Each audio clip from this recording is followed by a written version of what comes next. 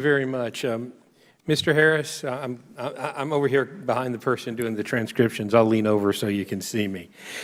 So after the breaches at the OPM, the OMB launched the cyber sprint for 30 days, and you guys actually scored -14, which puts you in the worst of the worst. And I've kind of heard some testimony here that you are trying to improve, but the department's performance in that cyber sprint reinforces a key IG finding that the department had no mechanisms to restrict the use of unauthorized devices on its network. This was a finding from the 2011 fiscal year. The IG is continually warned that failure to restrict unauthorized devices on internal network segments could allow perpetrators to bypass the two-factor authorization, obtain information about the network, and gain access to the department's internal resources.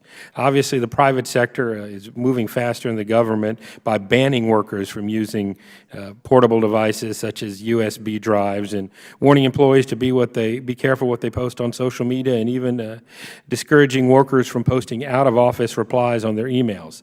The IG found you used department emails to support your side business. We've talked a lot about that, but also that you connected various electronic devices like USB thumb drives and CD-ROMs from home in conflict with your own policy, internal policy that I guess you wrote. I mean, don't you see a little problem here with the guys on the top aren't following the rules? We certainly have tools in place now to restrict all employees from connecting anything. I think it's standard practice when you travel all the time with your devices so that you can work to inadvertently put a non-supported USB or a CD in a drive. My concern is that you guys have pretty much every student's Social Security number on file, probably including both of my daughters. I'm old enough, you probably don't have mine. So this is something that really is concerning. Mr. King was testifying that you guys have made some progress. Do you agree that the progress? Yes, we have. All right, 95% is a really good number. There's still work to be done, though. There right? is indeed. What's stopping you from getting it done? We have two small challenges on privileged and non-privileged. On the privileged, we're at 95, and we have one vendor who is completely re-architecting their data center to segment out the Department of Education so that we can overlay two-factor authentication. That is to happen in March, and we will be at 100%.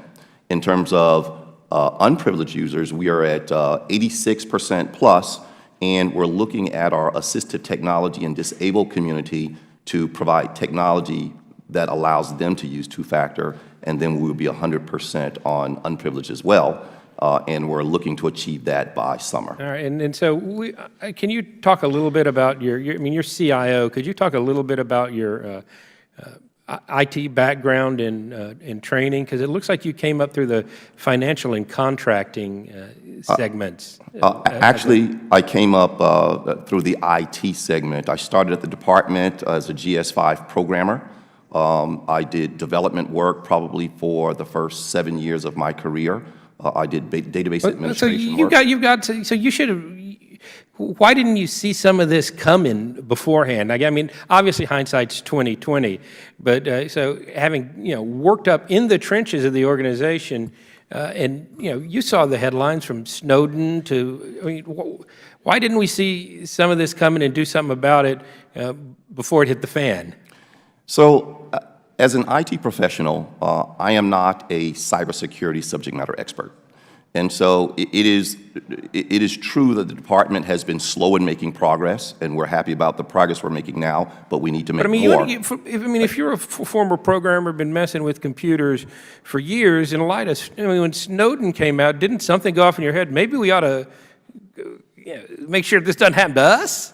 Well, it's a good question. I would like to say that approximately 6 years ago, I met with then Secretary Arne Duncan and indicated to him that I was very concerned about our IT security posture, and I asked him for funding to do the first ever department IT security discovery process. And that was really, in my opinion, the foundation of the department really starting to get really serious about cybersecurity. But then how do we come to, just less than, a few months ago, you're an F? I don't understand it. I guess if, I'm not going to take the shot. We just got to get it fixed. I'll yield back.